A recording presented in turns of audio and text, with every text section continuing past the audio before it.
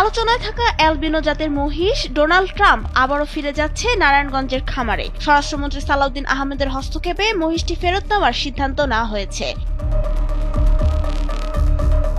২৭ মে দেওয়া এক বক্তব্যে স্বরাষ্ট্রমন্ত্রী জানান, সম্ভাব্য বিশৃঙ্খলার আশঙ্কায় কেরানীগঞ্জের ক্রেতাকে অর্থ ফেরত দিয়ে মহিষটি পুনরায় খামারে ফিরিয়ে নেওয়া হয়েছে। আপাতত সেটিকে সেখানেই লালন পালন করা হবে। নারায়ণগঞ্জ শহরের পাইকপাড়ায় অবস্থিত রাবেয়া অ্যাগ্রো ফার্মে জন্ম নেওয়া এই অ্যালবিনো মহিষটির চুল ও চোখের গঠন যুক্তরাষ্ট্রের প্রেসিডেন্ট ডোনাল্ড ট্রাম্পের সঙ্গে মিল থাকায় খামারের মালিক জিয়াউদ্দিন মৃধার ছোট ভাই এই নাম রাখেন। অদ্ভুত ও ব্যতিক্রমী নামের কারণেই খুব দ্রুত সামাজিক যোগাযোগ মাধ্যমে ভাইরাল হয়ে ওঠে মহিষটিকে এক নজর দেখতে খামারে ভিড় করেছিলেন সব বয়সী মানুষ।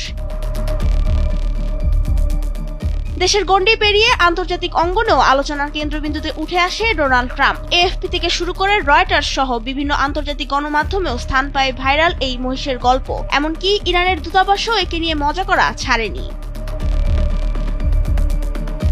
ডেস্ক রিপোর্ট, সময়ের আলো।